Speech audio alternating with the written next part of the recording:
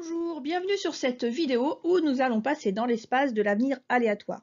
En effet, lorsqu'on fait de la gestion, on fait de la prévision, et quand on fait de la prévision, on arrive forcément dans un état où on est incertain, c'est incertain, on ne sait pas ce qui va se passer. Et donc il est important de maîtriser un minimum de concepts mathématiques et statistiques. Ici, nous allons parler de probabilité A inter B, A union B.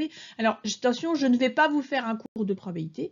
Je vais bien, à partir d'un exemple, vous montrer comment est-ce que ces probabilités vont nous permettre d'analyser correctement la fiabilité d'un produit pour ensuite, bien évidemment, faire des estimations de coûts et prendre des décisions pertinentes en matière de gestion.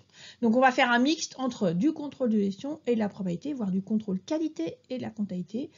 Je vous montre ça à partir d'un exemple. Le suivant, ça m'est arrivé il n'y a pas longtemps, ça m'est encore arrivé ce week-end sur autre chose. On va parler d'une entreprise qui fabrique des lave-linges. Et elle a identifié, cette entreprise, au fur et à mesure qu'elle produisait, qu'il pouvait présenter ces lave-linges deux types de défauts. Un défaut de soudure, qu'on va noter S, et un défaut de pompe, qui va noter P. Moi, c'était des défauts de pompe. Ensuite, on est sur la chaîne de production, on fait du contrôle qualité, donc une fois de temps en temps, on prélève une machine à laver. Et donc, il peut se passer plusieurs choses. On va identifier deux événements qui nous intéressent. L'événement S, l'article présente le défaut de soudure, défaut S, et l'événement P, l'article présente le défaut P, c'est-à-dire un problème de pompe. On a identifié, de par l'ensemble de nos statistiques, de notre antériorité, les probabilités de chaque événement, et donc la probabilité qu'il y ait un défaut de soudure est de 0,03, donc 3%. La probabilité qu'il y ait un défaut de pompe, un problème de pompe, est de 0,02, soit 2%. Et on a clairement identifié qu'il n'y avait pas de lien entre les deux. Donc les deux événements sont indépendants. Et donc maintenant, on va voir les conséquences en termes d'identification des défauts de ces deux probabilités. Déjà, ce qu'on va faire, c'est qu'on va modéliser, moi j'aime bien quand même un peu de visuel, donc on va modéliser les différents événements possibles. Notre marché des lave-linges, ça c'est toutes les possibilités, hein, c'est la représentation du champ des possibles, et à l'intérieur on va avoir soit un défaut de soudure qu'on va noter S, ce premier rond, soit un défaut de pompe, un défaut qu'on va noter P, et on peut avoir les deux défauts qui apparaissent sur un même lave-linge.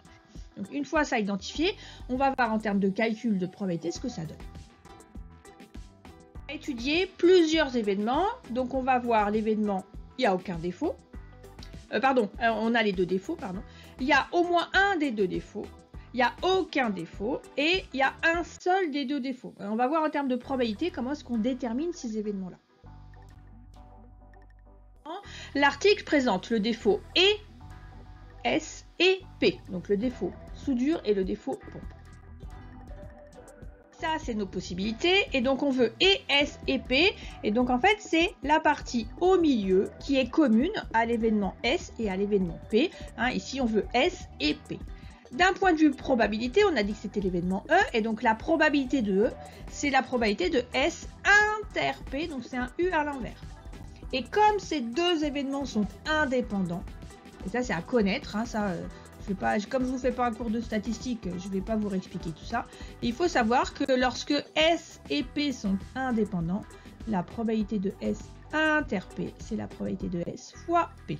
Une fois qu'on sait ça, on prend nos données et donc on trouve que la probabilité que notre lave-linge présente les deux défauts est de 0,0006, soit ça va arriver 6 fois sur 10 000. Hein. Sur 10 000 lave-linges identifiés, il y en a 6 qui vont présenter les deux défauts. L'article présente moi cette fois-ci un des deux défauts, au moins un des deux défauts. Avec nos patates, si c'est au moins un des deux défauts, c'est qu'en fait on va avoir les deux. Donc c'est soit S ou P, mais ça peut être les deux aussi en même temps. Hein. Donc ici c'est l'ensemble que j'ai mis en violet, ça c'est au moins un de deux défauts. Si on regarde cette fois-ci d'un point de vue probabilité, l'événement F ici, c'est la probabilité de S union P. Donc le union, c'est où. Donc rappelez-vous le U, dans où il y a un U, et comme ça vous vous souviendrez. Et donc là c'est pareil, formule de probabilité à connaître par cœur. Là vous n'avez pas le choix, je ne vais pas réexpliquer un petit peu. La probabilité de S union P, c'est la probabilité de S, plus la probabilité de P, moins la probabilité de S inter P. Alors pourquoi moins la probabilité de S inter P? Parce que lorsque je prends S je vais prendre jusque là. Donc je prends cette partie-là. Cette partie-là, je la prends. Hein. Lorsque je prends P, je reprends cette partie-là une deuxième fois. Donc l'idée, en fait, c'est d'en enlever un sur les deux. Et donc, point de vue calculatoire, la probabilité de F, c'est donc 0,3 plus 0,2 moins ce qu'on a trouvé précédemment, donc 0,006. Et cette fois-ci, on se rend compte quand même que, on voit bien ici que l'espace est plus important. Et donc, effectivement, ici, on va rencontrer ce cas-là, 4,84 fois, 94 fois sur 100. Comment est-ce qu'on analyse? L'article ne présente aucun défaut.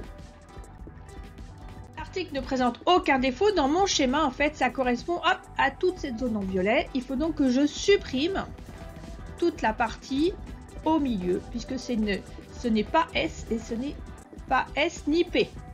Donc cet événement G, en fait, c'est la probabilité de la totalité, donc 1, moins ce que je viens d'enlever, qu'on a calculé précédemment, 1 moins P, S, union P.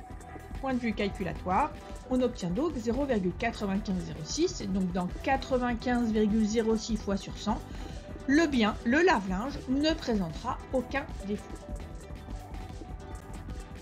L'événement que je vous propose d'analyser, l'article présente un seul des deux défauts.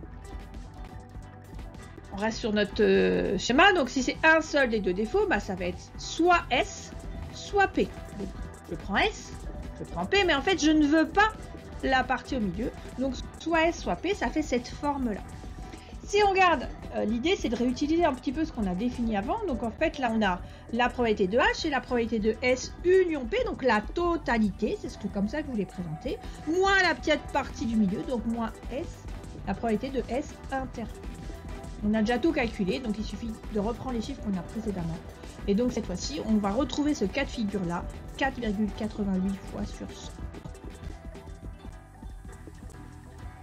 Cette vidéo où j'ai mêlé statistiques, probabilité et contrôle de gestion, j'avoue que c'est un des premiers cours que j'ai enseigné à l'université il y a maintenant plus de 20 ans.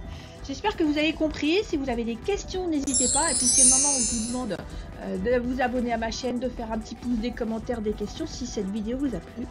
Je vous souhaite bon apprentissage et à bientôt.